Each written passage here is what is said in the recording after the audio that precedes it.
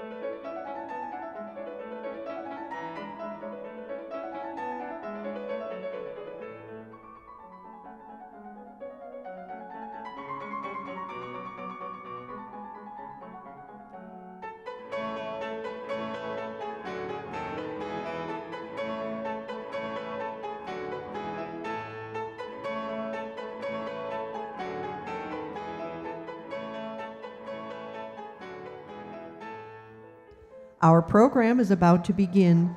Please turn your attention to the screen. If you saw the show Naruto, you would see that Naruto has a monster inside of him. That monster is kind of like dyslexia, but at the end of the show, he makes that monster his friend, and that's sort of what I did. We noticed some red flags going up when he was accepted into pre-K. We had some conversations with his teacher, and he was struggling with letter recognition, retention. He would learn something one day, forget it the next. And we also didn't understand that he was dyslexic off the bat. We had teachers down at his school saying he had ADHD. And we both kind of knew that that was not what the problem was, because he can stay focused just fine. They put me in a special ed room, and that for ADHD, and that angers me a lot. There's more to dyslexia than you think. Some of the common misperceptions of dyslexia include the fact that it's only letter reversals. The second thing I often hear is that visual therapy could help. It's neurobiological in its origin. That would not benefit children with dyslexia. And the third thing I often hear is that it's a lack of work ethic. And that's simply not the case. Children with dyslexia work 2 to 3 times harder than any child. They are trying to crack the code with instruction that doesn't allow them to do that. And that's why an intensive Orton Gillingham approach is necessary. It's a multi-sensory, evidence-based approach that's very structured in its format. It allows the child to have multiple repetitions because children with dyslexia need that, but it also teaches each skill in a discrete way to make sure that each component is attended to. He wants to be a normal kid. He wants to do what the other kids are doing. And when the teacher's like, okay, we're all gonna read, he's looking at the page and it's like a different language. And so I think he started having some anxiety just about going to school, and also some frustration and anger because the other kids were making fun of him because he wasn't able to read at the same level that they were reading at. The minute I picked him up from school, he would get in the car and would just be in tears. I realized he was holding it together all day long, just so that it didn't show to anyone. It was mostly in school I got bullied because of my dyslexia, and that really decreased my confidence a lot. Really hurt, deep. You don't understand how complex that problem is until you have to deal with it with your kids. I mean, the first thing that happened when we got the diagnosis is like, oh, I'm a failure as a parent. But you want to help your kids, and it's like, I have no idea how to help you with that. I came across Vanderbilt Reading Clinic and emailed them, and luckily I got Sissy. Sissy's amazing. She isn't like other teachers. She's like, how do I put this? The goddess of teaching. Since he worked with Sissy, it's like a 180. It really is, with his confidence, as well as his reading abilities. Right. Math and science and history, all of that stuff, if you're gonna learn it effectively, you have to be able to read. I think what I'm most proud of when I think of Connor is the amount of dedication and grit that he had to our instruction. I think people don't understand how much work goes into trying to process and work through a structured literacy lesson. And so to see him now doing the things that he loves, with reading not being such a huge obstacle, I couldn't be more excited for him. I got an award in my ELA class, actually, for most creative. And that's surprising to me because it doesn't even feel like I have dyslexia because of Sissy. And my life could have gone way different without her. Her teaching and her intervention and the intervention of the Vanderbilt completely altered the course of my son's life. And it's kind of a miracle. And I love my kid, what can I say?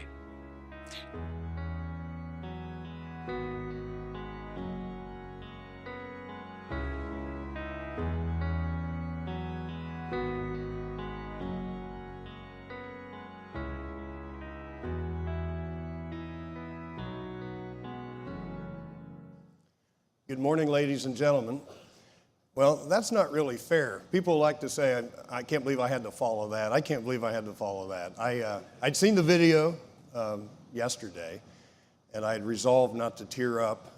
That turns out to be a failure. I tear up when, at the Little League World Series, they execute a double play perfectly. And so I had no chance with what we just saw. In a few moments, we're going to make an announcement about a transformative gift that Vanderbilt has received because of the generosity of the Roberts family. And what's so important about this is evidenced by what we just saw in the video, and that is the impact. And if we can scale the kind of impact that we just saw in Connor's life to a deeper, broader community. This will be indeed truly transformative for our capability here at Vandy. I'd like to start, if we could, with a round of applause for Connor and his family and Sissy.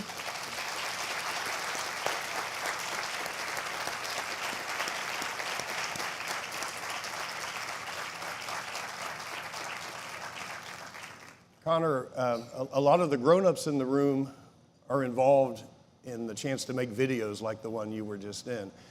And you're better at it than almost all of us right now. And so we all have a sense of how bright your future is in so many regards, but I think you need to put an alert out to George Clooney that you've got him in your sights as well. You have a very bright future indeed, and thank you for sharing your story with us. My next job is to introduce a man for whom I have a high regard, not just because he's my boss, and this is our Chancellor, Daniel Diermeyer.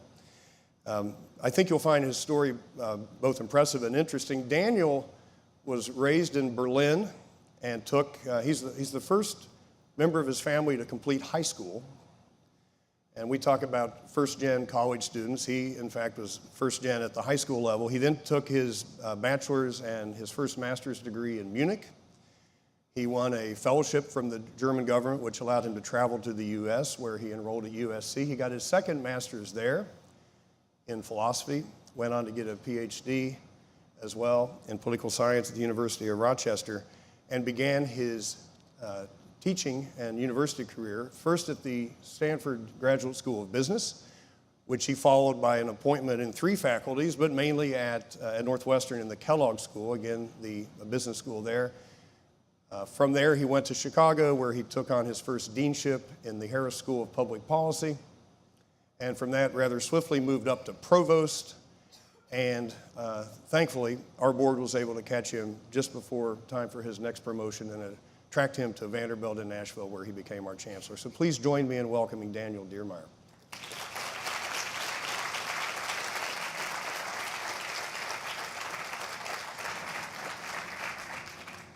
Thank you.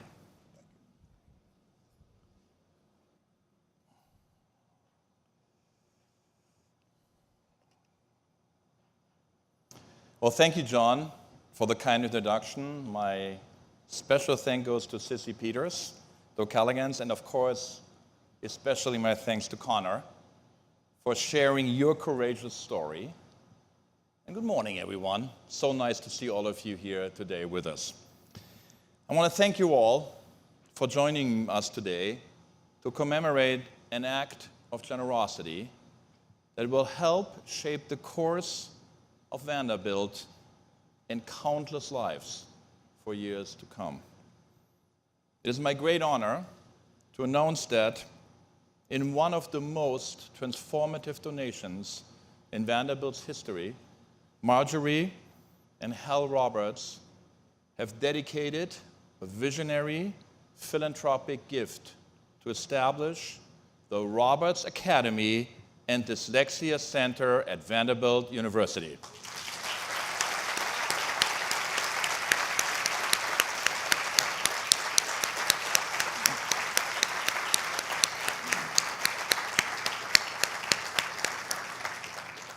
This center, which is poised to become the preeminent center on dyslexia in the United States, will provide unparalleled educational services to young children with dyslexia and operate as a hub for innovation, outreach, and research in dyslexia diagnosis and treatment.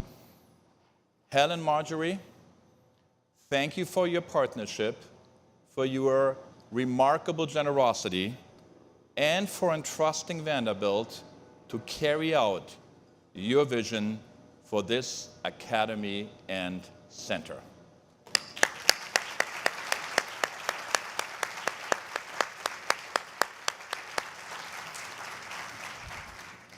The Roberts Academy and Dyslexia Center will have a transformative impact on young people, both locally and around the world. Reading comprehension, as we've just heard, is fundamental to learning, which is fundamental to realizing the potential of individuals, communities, and humankind. Thanks to you, young people with dyslexia will have barriers removed and new possibilities open to them. Think of Connor. As he just said, how differently his life could have gone if not for the help he received from Sissy and the reading clinic here at Vanderbilt. On behalf of all the children with dyslexia who are out there, their families, and our entire university community, thank you. The gift also marks a new era of philanthropy for Vanderbilt. It is the first major contribution in the university's history from donors who chose Vanderbilt not because of a prior affiliation with the Vanderbilt University, but because they believe Vanderbilt is the best place for the work they envision and the impact they hope to have. After considering a number of possible locations, Helen Marjorie Roberts recognized that Vanderbilt's Peabody College of Education and Human Development, with its outstanding international reputation, highly regarded faculty, and emphasis on learning differences, has the greatest capacity to transform dyslexia education, outreach, and scholarship. I commend Dean Bembo and our colleagues at Peabody, whose standard of excellence has indeed made the college a leading educator of educators. The Roberts Academy and Dyslexia Center will be a premier training ground for teachers who will change countless lives. The Academy and Center will build on notable scholarship already happening within Peabody and continue to attract the world's best and brightest scholars who will collaborate across disciplines to make advancements that shape the way we educate students challenged by dyslexia. Just one short year from now, the Roberts Academy will welcome its first students, providing early diagnosis and assessment services as well as best-in-class instruction backed by the latest research findings. At the same time, the Roberts Dyslexia Center will begin the first phase of its operation, expanding upon the work already happening at Vanderbilt and in Middle Tennessee by providing clinical services, training, and research, ultimately becoming a nexus point for educators and researchers from Vanderbilt and beyond. Together, they will advance what we know about dyslexia and test groundbreaking interventions for it. Both the Academy and the Center will provide professional development training for teachers and other education professionals who work with students with dyslexia. By educating educators, the Roberts Academy and Dyslexia Center will ensure its impact will be felt well beyond Nashville and for generations to come. The lifelong realization of human potential is Vanderbilt's noble mission. As a leading research university, we are committed to solving society's most urgent and complex problems. This generous gift will help us do both. The Roberts Academy and Dyslexia Center embodies our ambition. It will beautifully illustrate how, with the help of visionary donors like Hel and Marjorie Roberts, we are seizing the moment to unlock our potential, expand our impact, and earn our place as the great university of this century.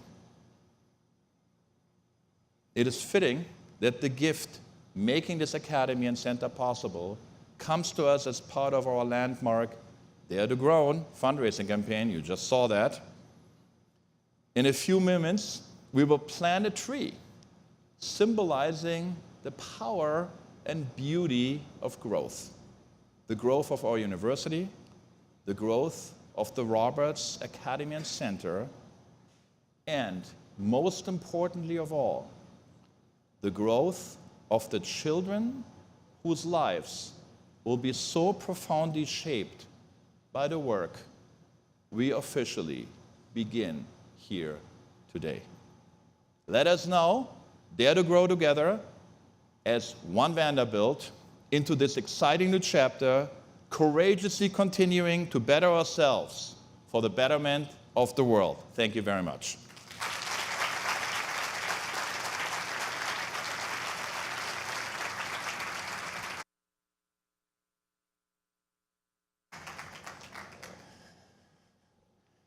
Okay, so I'm going to give a little hint as to the staging. You're all going to see the tree planted, and you don't have to leave your seats. So try to figure out how that's going to happen. Between now and then, we have the luxury of hearing from a panel of experts who will help us understand the full scope of the impact that the Roberts Academy and Center will have. The panelists include Laura Cutting. Laurie is the Patricia Rhodes and Rhodes Hart Professor and Professor of Special Education, Psychology and Human Development, Electrical and Computer Engineering, Technology and Pediatrics at Vanderbilt University. In her spare time, when she's not doing all that professoring, she's also the Associate Provost in the Office of the Vice Provost for Research and Innovation. Our next panelist is Brett Miller. Brett is from the Eunice Kennedy Shriver National Institute of Child Health and Human Development, where he is the Deputy Branch Chief of the Child Development and Behavior Branch and Program Director for the Literacy and Related Learning Disabilities Program. Thirdly, Emily Solari is the Edmund H. Henderson Professor of Education and the coordinator of the Reading Education Program in the School of Education and Human Development at the University of Virginia. Emily, Brett, and Laurie, please join me on stage.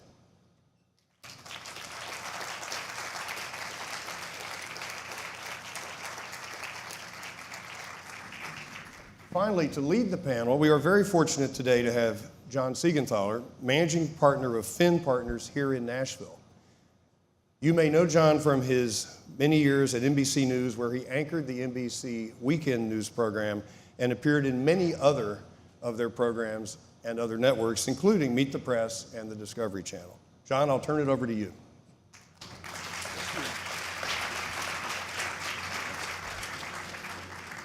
Thank you for inviting me to this wonderful event. Thank you, John, Chancellor Diermeyer. Thank you for your leadership. And to Hal and Marjorie Roberts, I'm so proud to be here for this terrific day. And thank you for your gift.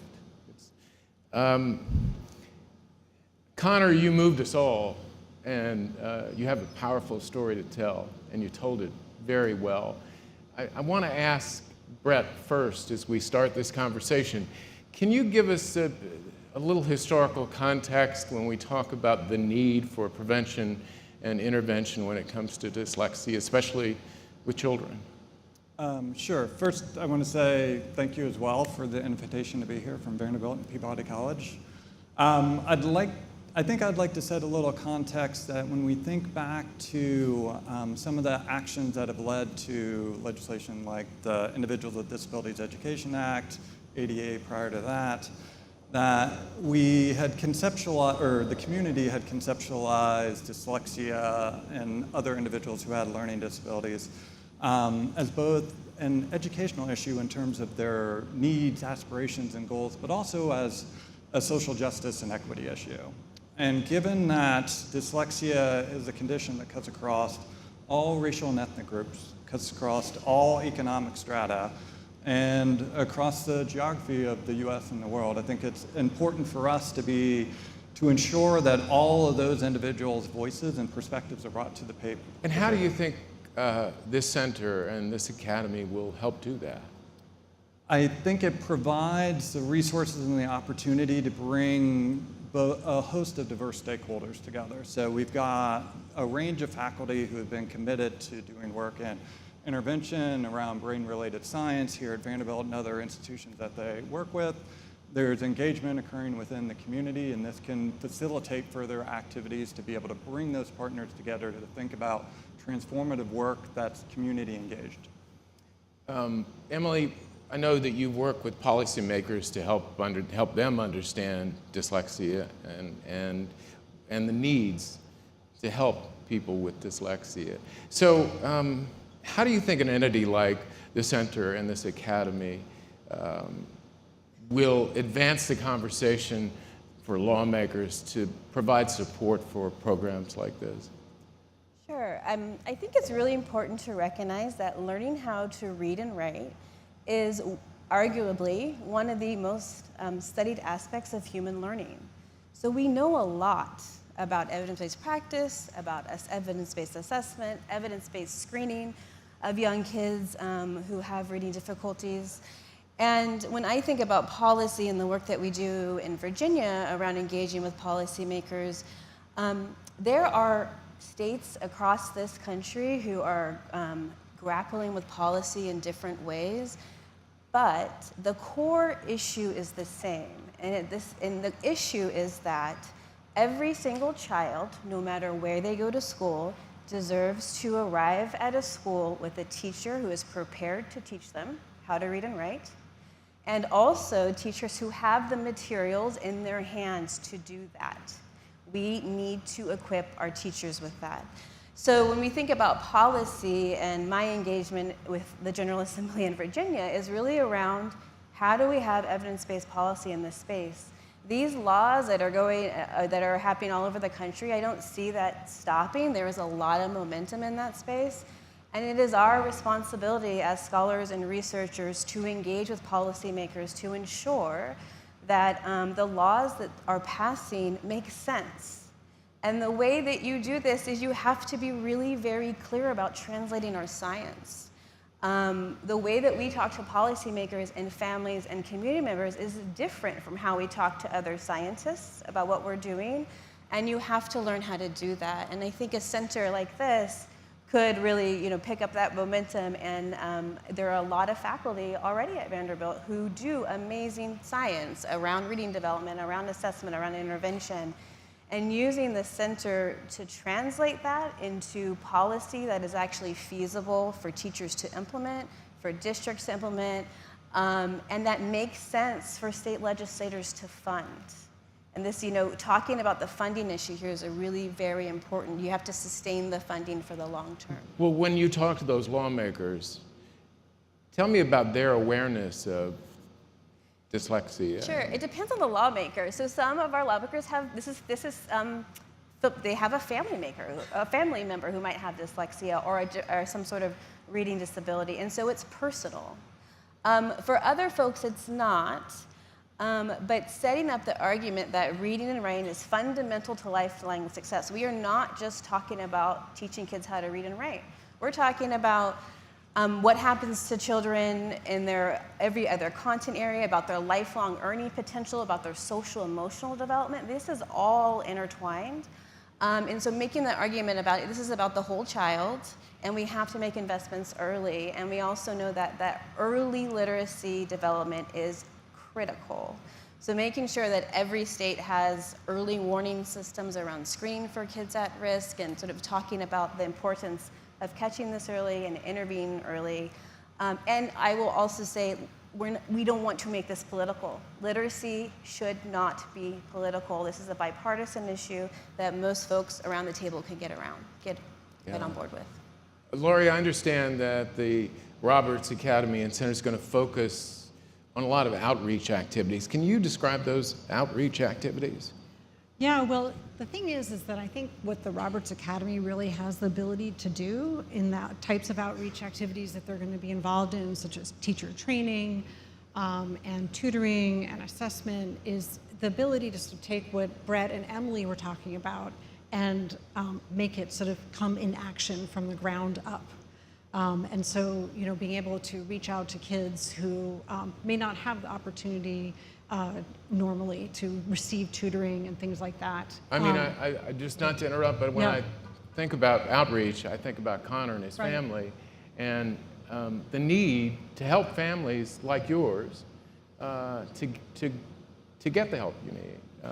bringing that to scale, right? So the issue is, as Emily was talking about and Brett was talking about, we know a lot of things. We have a lot of evidence-based practices, but figuring out how to scale that up and to reach all kids like Connor is really sort of the big challenge. And having the types of resources that the Roberts Academy will bring will really infuse a lot of ability to do those kinds of efforts. I guess there are a lot of families out there that don't know, and so you're that don't know what you offer, don't know what's available.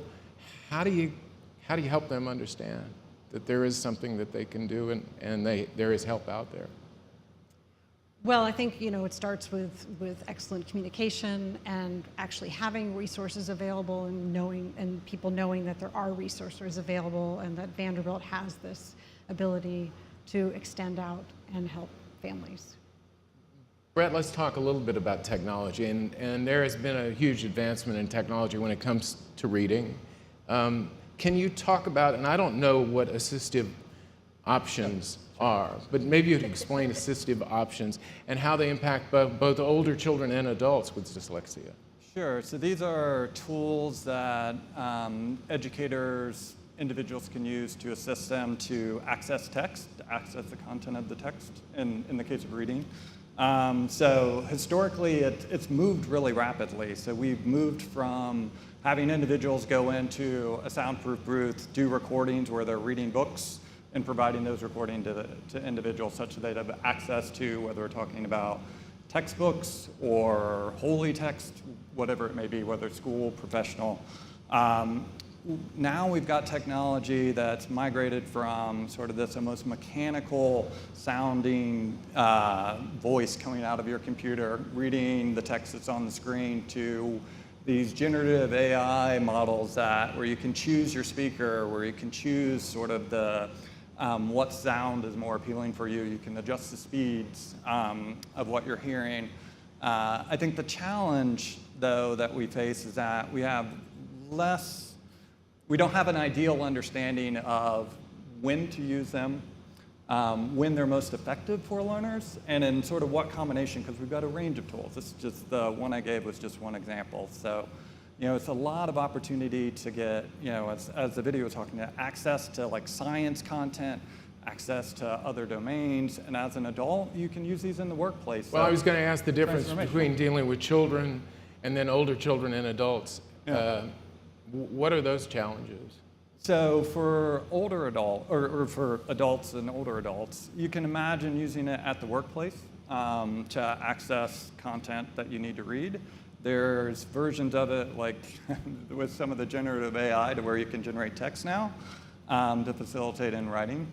And where I think it's also helpful, but somewhat underutilized, is that you can use, these tools are portable. You can use them in the home. And so if you want to sit and read with your child, or if there's an intergenerational challenge around reading and sit with your grandmother and interact around text together, it opens up opportunities for dialogues that are not just important for educational or professional reasons, but also for cultural reasons within the community. Emily, we talked about communication, the importance of communication. How do you connect communities and organizations to talk about this issue, to address these issues around dyslexia?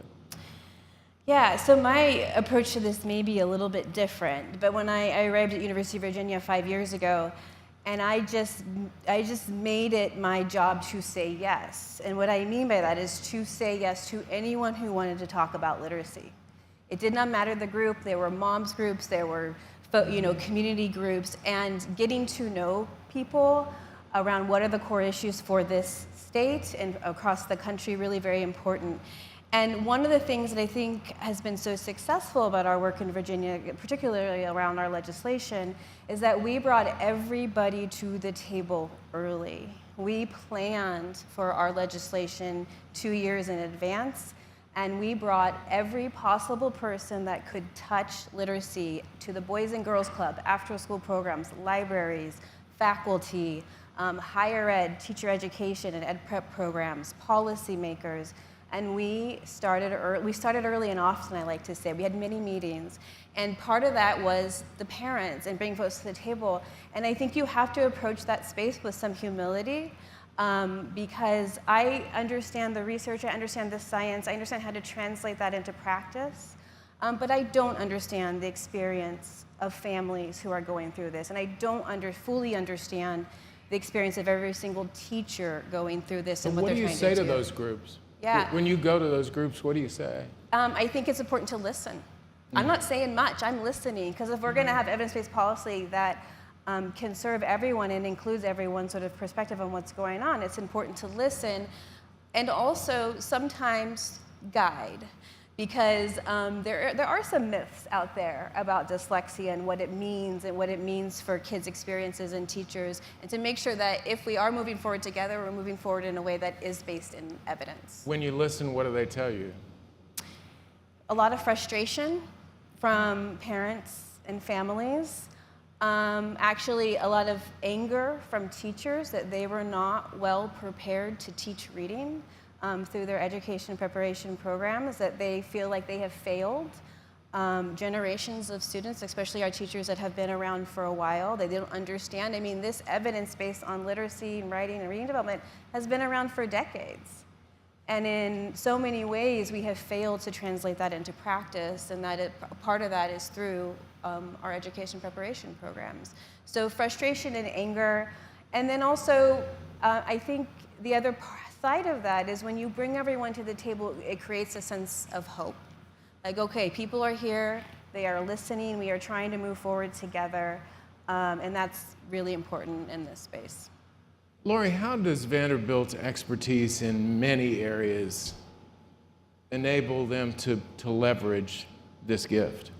Yeah, so Peabody College of Education has expertise that spans it's such an unusual place because it has expertise in intervention, it has expertise in sort of basic fundamental research into brain bases of dyslexia.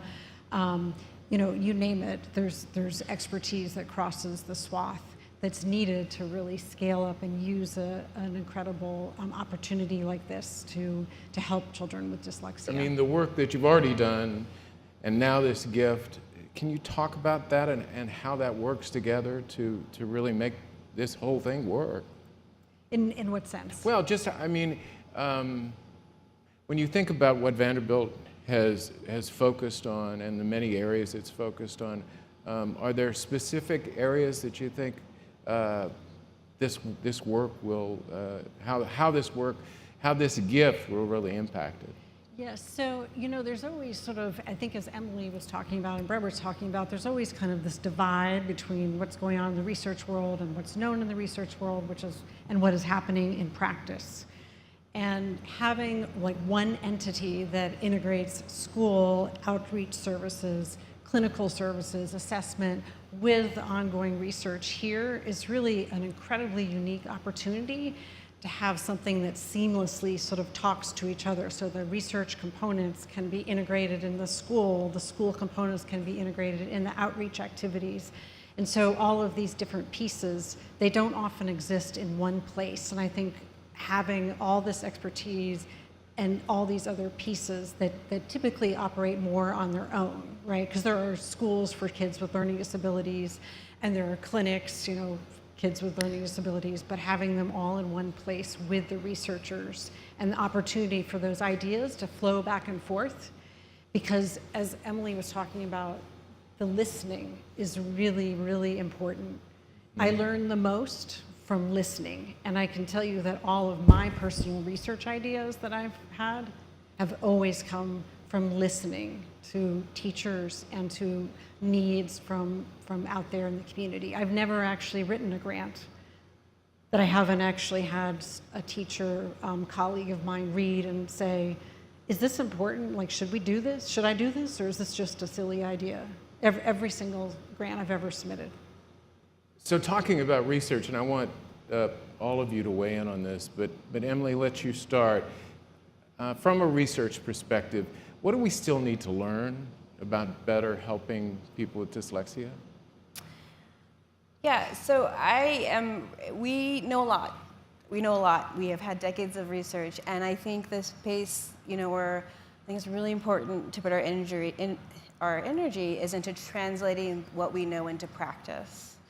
And so there is a science to this. There's implementation science, there's translational science, and those are things that we really need to be thinking about, because every child deserves access to this evidence base. Every child deserves access to a teacher who can teach them how to read and write. And we have to think really critically about what are the barriers and the facilitators to implementation of evidence-based practices. And that one lever you pull on is policy, and smart policy, but there's other things that we can do in this space to ensure the translation of our science into practice. And I think that takes faculty members and researchers who are willing to engage in that way. It's not for everybody. It's actually, the translational piece of this it's really time consuming. And we absolutely still need folks who are really advancing the science, right? Science evolves over time. I see my role as I am partly advancing the science in my work, but at the same time, the outreach to ensure that the translation is happening. We need to implement the things we know right now. We don't need to wait 10, 20 years to implement what we know right now. Brad, what do you think? I think for me, I'll make 2 points. I think centering our efforts with equity at its center, and keeping that in mind in all the activities we do and how we engage, I think is going to be critical moving forward.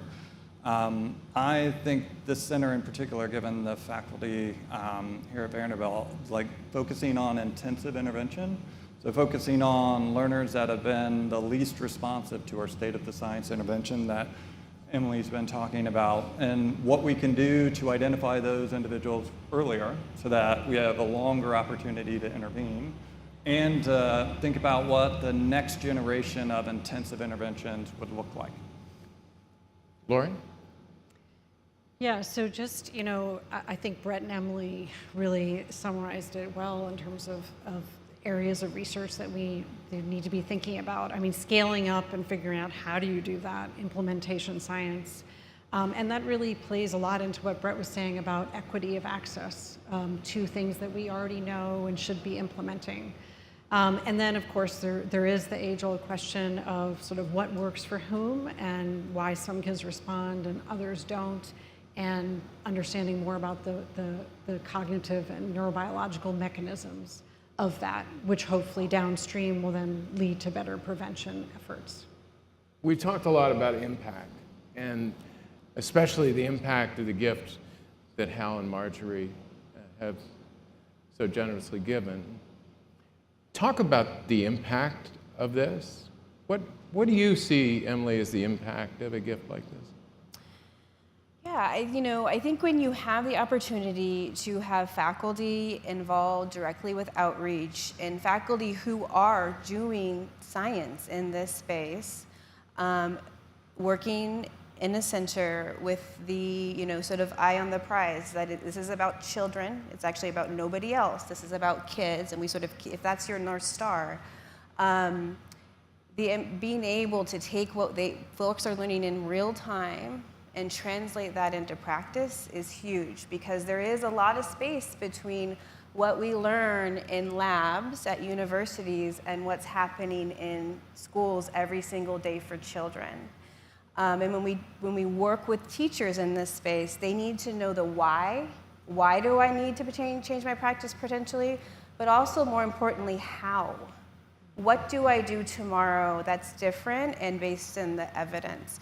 Teachers will look at me and say, you can talk to me about reading science all day, but what do I do tomorrow in my classroom, lady? What am I supposed to do? Mm-hmm. So that's really important, the why and the how here. And I think that this center has the potential to be doing the science, to really understand the why better, and also translate that into the how at scale. Well, thank you for all the work you do on dyslexia, and thank you for being here today and sharing some of your insights. We appreciate it. Let's give them a round of applause.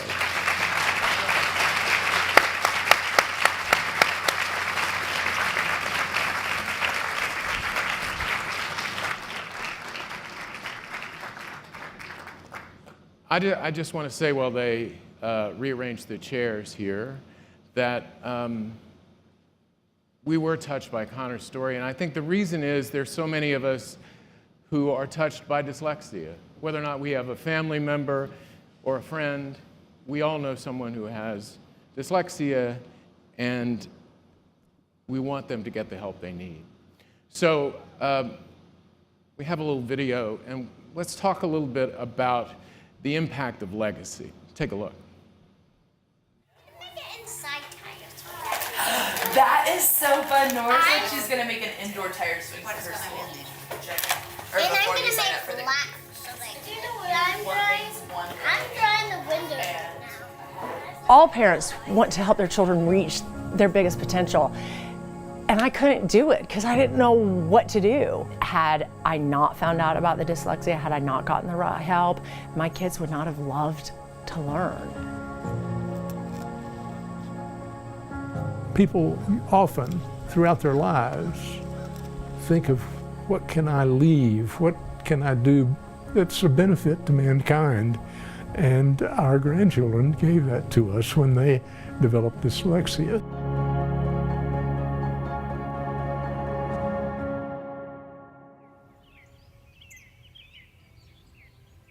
Julia's children made this for Hal's 80th birthday. These are her 5. Here's Liam. So when Liam was in first grade at a Montessori school, and he would go and hide during reading time, his teacher did not have a clue what was going on, and nobody could help me. And it was so hard. And the more I've spoken with parents, people describe, that was my child. I said, I didn't find you the right way to learn. I had to find you where they can teach you. And that's what the Roberts Academy can do. They get the right teachers for the right children. To see a child with dyslexia who has suffered is really tragic. The next question is, well, what do we do about it? And so we just felt compelled to create a school for these kids with dyslexia. It's a transformational gift, the Roberts gift. And it's going to enable us to fulfill our mission, which is to enhance humankind. We will be able to fulfill our mission at Peabody in terms of research, teaching, and outreach, and helping children thrive. The first thing they learn when they go to the academy is that you have dyslexia. It's okay, and it's a superpower. The reason they can't read is because they have not been taught the way they learn. Parents are going to be incredibly grateful and extremely happy to find a school that's designed for their children's learning needs. That degree of specialization that the Academy is going to be able to provide for children with dyslexia is incredibly important, not just to research, but to those families who are looking for a school just like this. They ask children in a school that's on campus, what do they think an academy should look like? And that's this, the playground, I presume, over there, the purple and blue probably, and green. yeah, with all the rocks around it. But this is the school, because here's the chimney. Dyslexia is not going to go away. They are not going to find a vaccine for it. It's an advantage. There will be, I'm sure, millions of families that will be impacted by what Vanderbilt will be doing. People look at Vanderbilt already. They look at Peabody College and say, what are they doing? And we want other people to say, we're inspired. They have a true giver's heart. They want to change a lot of kids' lives.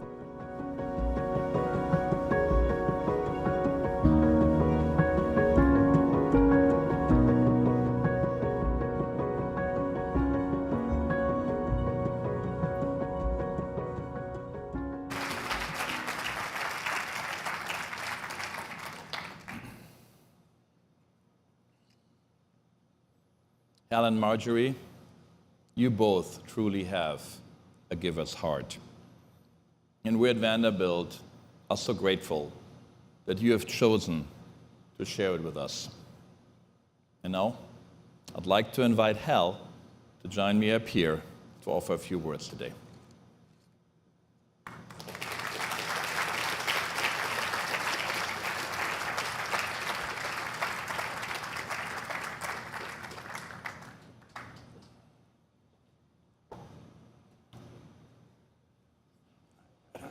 Thanks, thank you. Let's see.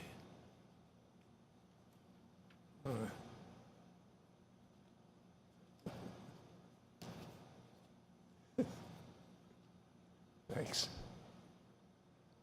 Well, good morning. Thank you so much for being here. I think the number of people and the enthusiasm that they are sharing demonstrate your support for what Vanderbilt is doing and what they're going to be doing.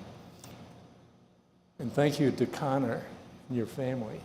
Connor's a wonderful example of the result of intervention and being taught the way he can learn. What a fantastic example. Most children are excited to begin school and learn to read, but those with dyslexia soon experience failure. They're humiliated when they're called on to read to the class. Their peers call them stupid. Primary school can be a hostile place for a child with dyslexia. They often search for excuses not to go to school. As their class progresses in reading, they cannot. They begin to feel that they are of less intelligence. They are not. Dyslexia is not the result of lower intelligence.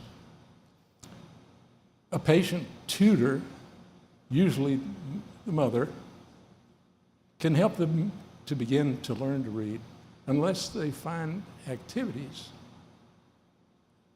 that they perform well and enjoy. Their self-confidence can continue to deteriorate. But if they're given this opportunity to explore different activities, they can find their sweet spot. And whether it's in sports, music, art, nature, or performance, or otherwise, such an epiphany can provide the opportunity to prove to themselves and to the world that they can achieve. They can salvage their confidence and their self-respect. This experience can set them on a path to success because they will continue to strive to prove themselves to the world. Sir Winston Churchill had dyslexia. By the power of his intellect and the eloquence of his speech, he was elected Prime Minister of the United Kingdom. He led the UK through World War II. He wrote 42 books. 63 biographies have been written of him at last count. The Prime Minister said, "The one thing that stood in the way of my education was school. I was considerably discouraged by my school days. It was not pleasant to feel oneself so completely outclassed and left behind at the very beginning of the race." Sir Winston did not have the benefit of a specialized school that provided a supportive environment, smaller classes, or remediation in reading, spelling, and writing, or offered exposure to a wide range of diverse activities. The Academy will provide all of these. We believe that Peabody College is the best school to host the next Academy for kids with dyslexia and to train teachers to educate and inspire those children. The Dyslexia Center is a major step forward that will benefit thousands of children and their families and inspire other universities. It will be a great beacon that shines brightly around the world. Thank you to Vanderbilt University and the Peabody College for accepting with great enthusiasm the opportunity, the challenge, and our dream.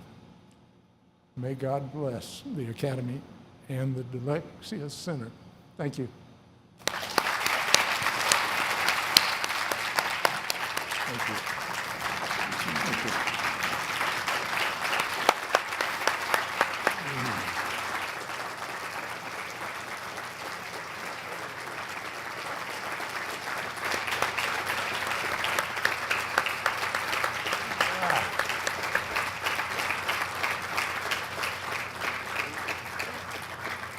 Well, thank you, Hal, and welcome Marjorie on stage.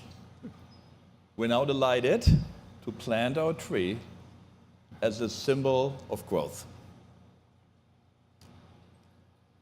We're gonna get some signatures. Okay.